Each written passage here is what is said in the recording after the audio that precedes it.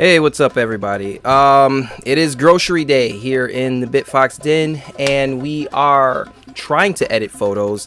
I'm gonna be editing photos until you guys forget who I am, because I've been working with a lot.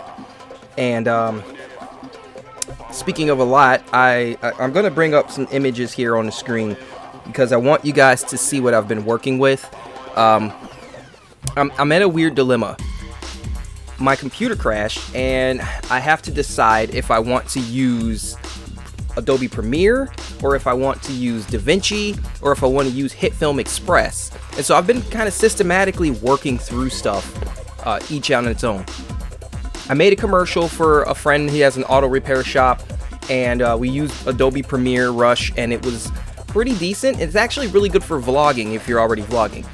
And if you already have a subscription to Adobe Lightroom, then you get Adobe Premiere Rush.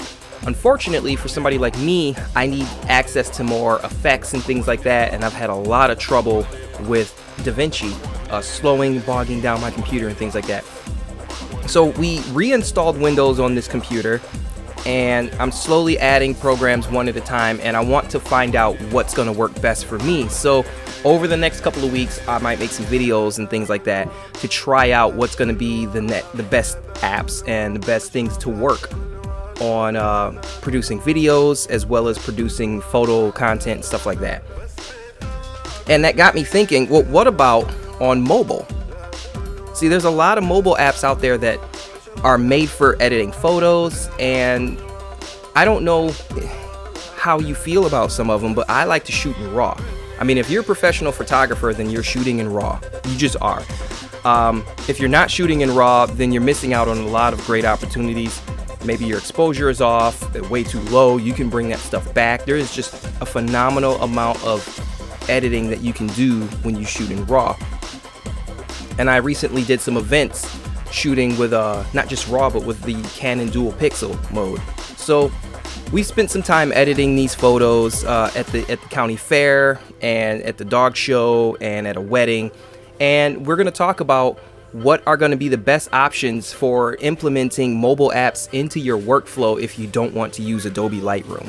Now, the reason that I'm talking about whether or not you want to use Adobe Lightroom is because my wife and we have one account, and we don't have multiple computers for what we do. It's just one person editing videos, editing photos, and that's her. She does most of the editing, and I do most of the video editing. But the issue that we were having is that we would go onto shoots, and my wife wasn't able to log into Adobe without a second account. And so having two accounts, merging our work together, isn't working very well. You know, I have to do my work, she has to do her work. We're not able to merge it together. If you use Lightroom, we have Classic on one computer, we have regular Lightroom on the other computer, and they don't work well together depending on what you're doing. You have to really make sure things are synced properly. So the biggest problem that we've had is Adobe syncing the wrong way or not syncing properly at all. I've had sessions where I've lost 3 or 4 days worth of work because I edited some stuff when I was bored on mobile and got home and it just wouldn't sync. And I didn't know why, and it just didn't sync. Now, my wife and I, we work a little bit differently. She'll work on photos and then she'll export immediately when she's done. I work on photos and then I send links from Lightroom because I might want to go back and do different edits later. And you'll notice that in some of my showcase work, whenever I post, I'll do black and whites, especially if it's a free event or a volunteer thing. I have my own way of editing black and white. And then I will watermark them and I'll send them out that way. But there might be some times where I'll have pictures that I want to use for stock photography or something later. And so I don't want to send those out as black and whites with a watermark. I want to send them out as, edited for commercial and not maybe such an artsy edit. So I might want to do different variations of the same thing. That means I don't export and delete files immediately. Where we have met in the middle is there are RAWs taking up way too much space on both of our computers and we'll have to delete. So we kind of have to decide which ones we're going to use. But trying to sync back and forth between two computers just hasn't been working very well for us. So we had to come up with a solution. And I'll get back to mobile on that, but I just need to lay down some of the foundation of why I'm doing this the way I am. Now, with Lightroom, I can work on things here on my computer even though they're stored on an external hard drive on the other computer, and we can switch back and forth if we want, but we try not to because there's been too much confusion in Lightroom.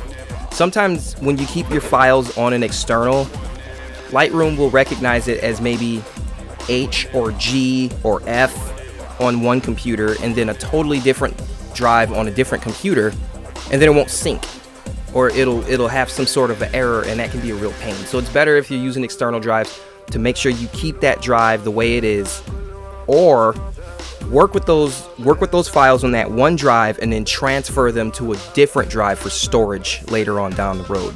I think that's maybe the safest way that I've come up with. And these are things that we've learned because after having a computer crash more than once, or having Lightroom lock up in the way where I can't access my stuff and having to start a whole new catalog, it's very frustrating. I've lost a lot of stuff, and I'm currently have a friend trying to recover raw images from a hard drive that crashed, and so we didn't have them stored in a cloud or anything. I don't tend to store raw anywhere other than an external hard drive or something. If I store them on the computer's hard drive, and this is the big problem, then editing video becomes a nightmare, because when you're editing video, if you have to have like a solid state drive or it's already slow, and then the video files you're working with have to be on that solid state drive, and then you have to copy them over to proxies in order to get a smooth workflow to get the editing where it's supposed to be. So you got a lot of working factors, and it's using a lot of space on your current drive. That's why you can't store too much on your local hard drive. You can only have the files that you're currently working with on that, and then you kind of need to transfer them somewhere else. That's a lot of transferring and editing between projects, and so I tend to, I'm working on a project, I have those files that I work with on this computer. When I'm done, move all those files to an external hard drive. That's the process that I'm working in now. At another layer, things seem to be everything wants to be cloud-based. So if you notice, like HitFilm Express, which I started editing on, is now a cloud-based system, and I am going to try it out. But Adobe Premiere Rush is cloud-based. I've edited a video on Adobe Premiere Rush. I liked it. I'm going to edit this video on HitFilm Express to see how much I like it, or HitFilm. I'm not sure if they changed the name since they changed owners, but HitFilm wants to be a subscription, so I can't use. I'm either going to use Rush or Express. I can't use both. I'm already paying for Rush, but Rush doesn't have the effects that I need. Maybe there's an upgrade that needs to take place. I don't know. As it stands, there's limits that I don't have. I'm used to working with an advanced video editing software like DaVinci Resolve, even though that's a lot of weight on my computer. And so there's a lot of options out here swirling around that I'm trying to work with. I'd like to know what you're working with, and as I continue to make those video options, make those decisions, we'll narrow it down. But so what I'm going to be trying to do in the next couple weeks is decide what video software I want to be using, what photo editing software we want to be using, and then how can we incorporate mobile in our total workflow. And so you might see videos popping up using different software, talking about different things. It's because due to this crash, we haven't been able to get back on track. And because I was so confused about my workflow and things, trying to force things to work, I wasn't able to produce videos. I wasn't really able to do anything. So that's what you're going to see and hear from me in the next few weeks, the next few times we post on this particular channel. If we do any product reviews or anything like that, that I guess time will tell, but we're still really developing this channel to see what we want to do. I don't want this to get much longer than it already is. So thanks for watching. The next video, we'll be talking about mobile apps for editing photos in RAW, because that's very important. There's a lot of mobile apps out there that let you edit things, but we need to figure out what's going to be the best for RAW. If you want to go ahead and send me a suggestion or predict what we've already tested, you can do in the comments, and I will see you on the next video. Thanks for watching.